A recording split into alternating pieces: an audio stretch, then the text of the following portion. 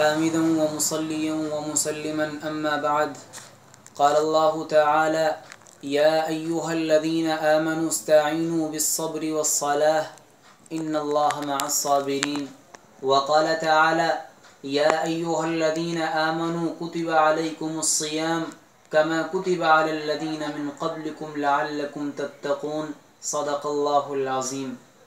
नाज़रीन मुहतरम, सबसे पहले तो मैं आप हज़रात को रमज़ानुल मुबारक की मुबारकबाद पेश करना चाहता हूँ। अल्लाह की जानिब से ये बाबरकत महीना हमारे लिए एक नेमत और अमानत है। रमज़ान का इस्तक़बाल हमें किस तरह करना है, अब रमज़ान हम पर आ चुका है, हमें रमज़ान किस तरह गुजारना है। अल्लाह के नबी सल्लल्लाहु अलैहि वसल्लम की तारीख़ को जब उठा कर देखा जाए तो पता चलता है कि अल्लाह के नबी जो सारी इंसानियत के लिए नबी बनकर आए, जो नबूवत की मोहर लेकर आए, आप पर नबूवत ख़त्म हो चुकी है, आपके बाद कोई नबी आने वाला नहीं। जिसके लिए आलम को सजाया गया, शजर व हजर जिन्नो बशर को जिनके वास्ते वजूद दिया गया, वो नबी जिसके वास्ते सारी दुनिया सारी मखलूक़ात को पैदा किया गया, जब रमज़ान का महीना आने वाला होता तो किस तरह इस्तक़बाल किया करते थे, तारीख़ की किताबें गवाह हैं। फरमाते हैं कि अल्लाह के नबी अलैहिस्सलाम दुआ फरमाया करते थे, अल्लाहुम्मा बारिक लना फ़ी रजब व शाबान व बल्लिगना रमज़ान। ए अल्लाह, हमारे रजब और शाबान में बरकत नसीब फरमा, हमें रमज़ानुल मुबारक के बाबरकत और मुक़द्दस महीने तक पहुँचा दीजिए। ये इश्तियाक़ था जनाब मुहम्मदुर रसूलुल्लाह सल्लल्लाहु अलैहि वसल्लम का रमज़ानुल मुबारक के लिए।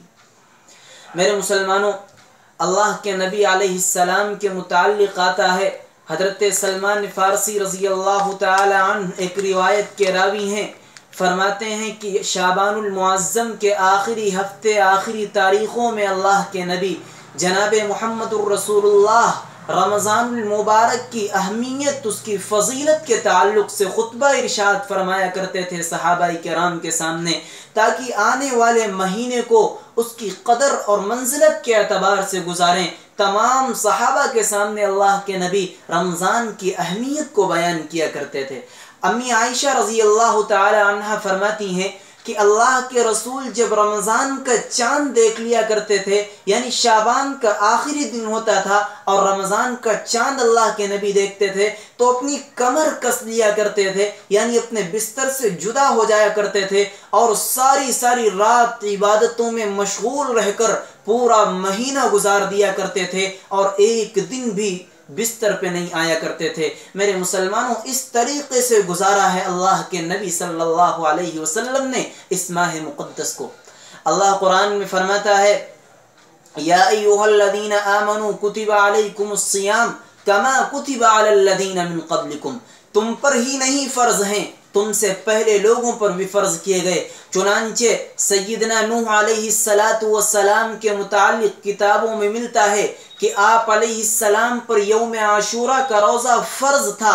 हज़रत सय्यदना दाऊद अलैहिस्सलातु वस्सलाम के मुताल्लिक़ किताबों में आता है कि हज़रत दाऊद तवातुर के साथ रोज़ा रखा करते थे, एक दिन इफ्तार किया करते थे, एक दिन रोज़ा रखा करते थे।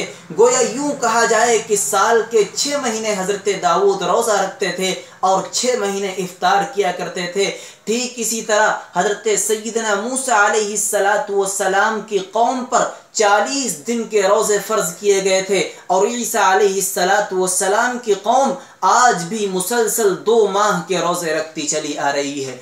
और सिर्फ इसी पर बस नहीं है, बल्कि पहले इंसान की तारीख़ उठा कर देखो। हम सब के अब्बा जान हज़रत आदम को जो एक छोटी सी ख़ता की बिना पर जन्नत से उतारा गया, हज़रत आदम को इंडिया के इलाके में उतारा गया, हज़रत हव्वा को जद्दा में उतारा गया। हज़रत आदम एक तरफ अल्लाह की जलालियत और अल्लाह का खौफ तारी है हज़रत आदम पर, दूसरी तरफ बीवी से जुदाईगी का गम भी है। दोनों चीज़ों के गम में घुट रहे हैं, अपनी बीवी को भी तलाश कर रहे हैं। उधर जो एक चूक हो गई, अल्लाह ने फरमाया था ला तक़रबा हादिही शजरा, आदम इस दरख्त के करीब न जाना, लेकिन हज़रत आदम से ख़ता हो गई। कुरान कहता है हजरत आदम जाना नहीं चाहते थे, दिली तौर पर वो काम करना नहीं चाहते थे, लेकिन हजरत आदम से खता हो गई, उसका खौफ आदम पर तारी था। दूसरी तरफ अपनी बीवी की जुदाईगी भी थी। चुनांचे एक दूसरे को तलाश करते करते करते करते मैदान अरफात में जा पहुंचे। मैदान अरफात में एक पहाड़ी है जिसको जबल नूर कहा जाता है। उस पहाड़ी पर दोनों में आपस की बाहम मुलाकात हुई और हजरत आदम रोने लगे अल्लाह के हुजूर और फरमाते हैं, रब्बना ज़लमना अनफुसना व इन लम तग़फिर लना व तरहमना लनकूनन्न मिनल खासिरीन। प्यारे अल्लाह, मुझसे गलती हुई है, मैं गलती करने वाला हूँ, अगर तूने माफ़ न किया तो मैं कहाँ जाऊँगा मेरे मौला, तेरे अलावा तो कोई माफ़ करने वाला ही नहीं है। ये दिन गुजरा। उसके बाद हजरत आदम अलैहिस्सलाम एक रोज़ अपने चेहरे को किसी आईने में या किसी शीशे में किसी भी तरीके से हजरत आदम ने अपने चेहरे को देखा तो उन्हें एहसास हुआ कि जन्नत में जो मुझे हुस्न मिला था वो हुस्न ख़त्म हो चुका है। फिर हजरत आदम ने अपने ऊपर नज़र दौड़ाई तो उन्होंने देखा जो खूबियाँ मुझे जन्नत में मिली थी वो खूबियाँ छिन चुकी हैं, जो कमालात मुझे मिले थे वो कमालात जा चुके हैं। चुनांचे अल्लाह के हुजूर रोना शुरू कर दिया, दरख्वास्त करनी शुरू कर दी, प्यारे अल्लाह आपने जो हुस्न मुझे जन्नत में दिया था उसे दोबारा लौटा दीजिए ताकि मैं आपकी नेमत को अपने ऊपर, आपके इनाम को देख सकूं। चुनांचे हजरत आदम रोते रहे, अल्लाह के सामने गिरिया वजारी करते रहे, दरख्वास्त करते रहे। अल्लाह ने हजरत आदम की दुआ को सुन लिया और आवाज आई गैब से कि ए आदम, अगर तुम चाहते हो कि तुम्हारा वो हुस्न लौट आए, तुम्हारी वो खूबियाँ, तुम्हारे वो कमालात लौट आए जो तुम्हें जन्नत में दिए गए थे, तो तुम्हें 3 दिनों के रोज़े रखने होंगे।